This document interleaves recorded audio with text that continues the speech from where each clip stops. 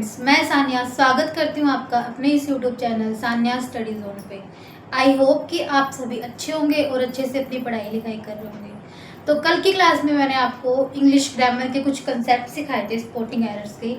Because of this concept हमारे जो sporting errors है बहुत ईजिली जो है वो सॉल्व हो जाते हैं। तो आज की क्लास में उसका सेकेंड पार्ट लेके आई हूँ।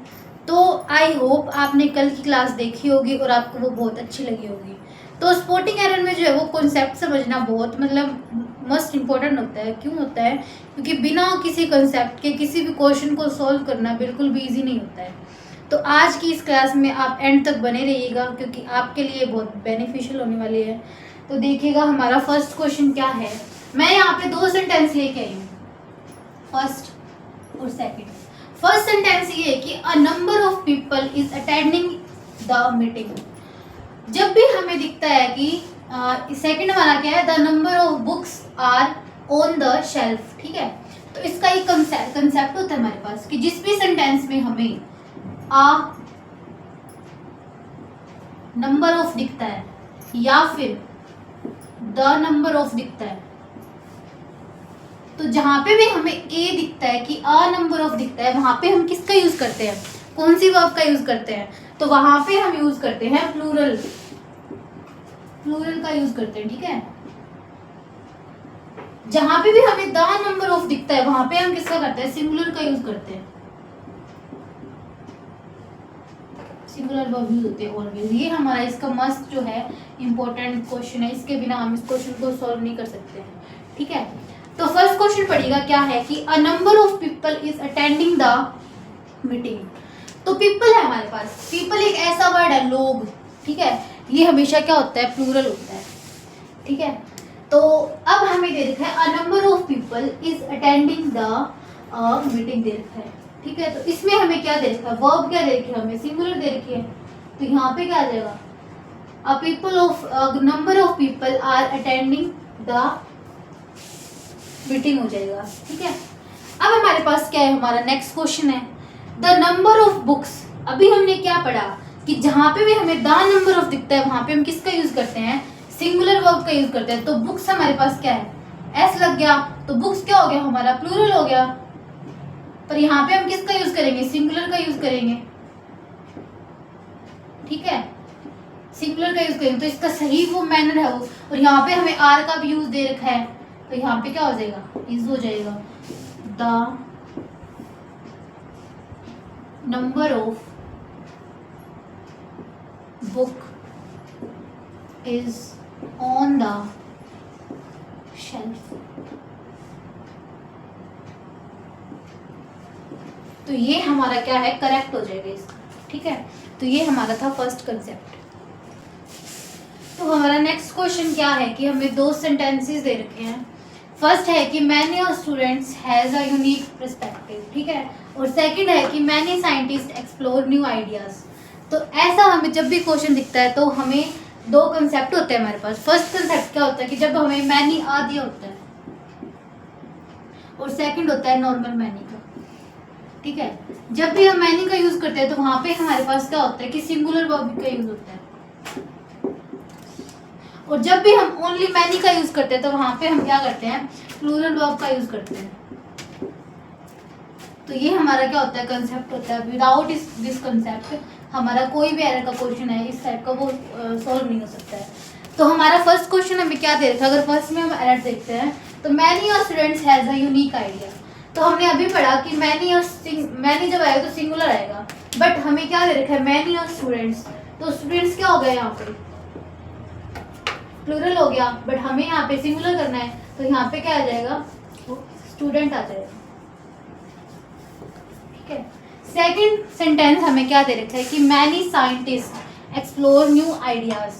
हमने अभी क्या पढ़ा कि जब भी हमें मैनी दिया होता है तो साइंटिस्ट एक्सप्लोर न्यू आइडियाज देता है। तो जब भी हमें मैनी देता है तो प्लूरल का यूज करते हैं, बट यहाँ पे किसका यूज हो रहा है, सिंगुलर का यूज हो रहा है। तो यहाँ पे हम किसका यूज करेंगे, साइंटिस्ट का यूज करेंगे, ठीक है। तो हमारा ये क्वेश्चन क्या हो जाएगा, राइट हो जाएगा। तो हमारे पास नेक्स्ट क्वेश्चन क्या है, क्वेश्चन इज के it is not mine it is somebody's else. तो जब भी हमें इस मैनर में कोई क्वेश्चन दिया हो कि जिसमें समबडी, नोबडी, नो वन ऐसा कुछ दिया हो, जैसे कि हो गया somebody, no one, nobody, anybody. ठीक है, अगर हमें इस सेंटेंस में अगर यूज करना हो एल्स का, तो हम क्या करते हैं कि सेंटेंस में समबडीज के साथ क्या है, एस का यूज करते हैं। बट ऐसे सेंटेंसेस में जो है वो एल्स के साथ है वो होता है एस का यूज होता है। जैसे कि समबडीज एल्स आएगा, इसमें समबडी एल्स नहीं आएगा। ठीक है, इसमें क्या आएगा, समबडी एल्स। जैसे कि इसमें यूज करके समबडीज एल्स कर रखा है, तो ये हमारा क्या हो जाएगा, एरर हो जाएगा इसमें बी, तो इसमें आ जाएगा।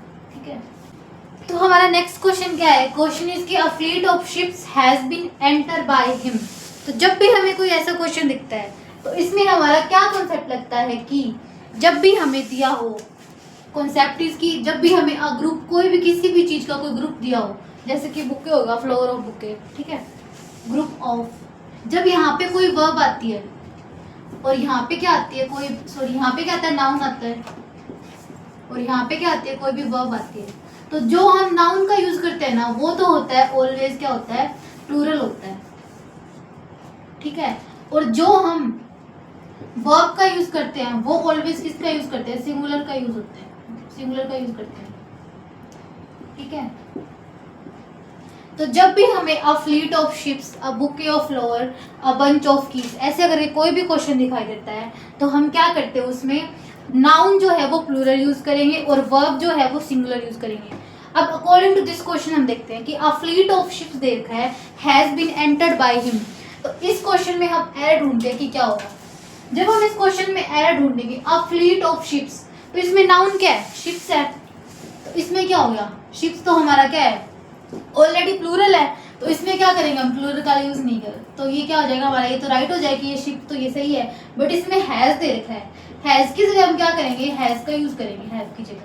ठीक है, क्योंकि ये सिंगुलर है, तो ये हमारा होता है a group of noun plus में वर्ब का एक कॉन्सेप्ट होता है, जिसके अकॉर्डिंग हमारा ये एरर क्या होता है वो सोल्व हो सकता है। तो हमारा नेक्स्ट क्वेश्चन क्या है कि either you NOR they have purchased it. जब भी हमें इस फॉर्मेट में नाइदर, नोर, आइदर और या फिर नॉट ओनली बट ऑल्सो के फॉर्म में जब भी हमें कोई क्वेश्चन दिया देता है, क्या होता है कि आइदर और, neither, NOR, not only but also. ठीक है, तो फर्स्ट फॉर्मेट तो ये है कि आइदर के साथ हमेशा और का यूज होगा, नाइदर के साथ ऑलवेज आर का यूज होगा, और नॉट ऑलवेज, नॉट ओनली के साथ ऑलवेज क्या होगा, बट ऑल्सो का यूज होगा। तो फर्स्ट हमारा जो एरर दे रखा है, तो फर्स्ट तो यही है कि यहाँ पे किसका होगा, और का यूज होगा।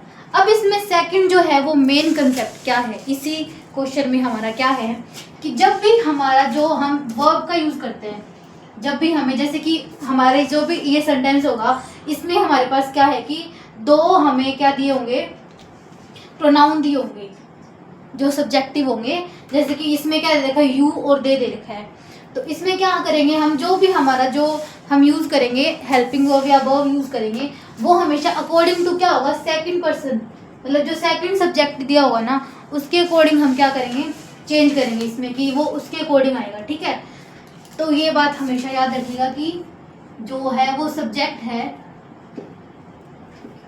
सेकंड सब्जेक्ट के अकॉर्डिंग क्या है,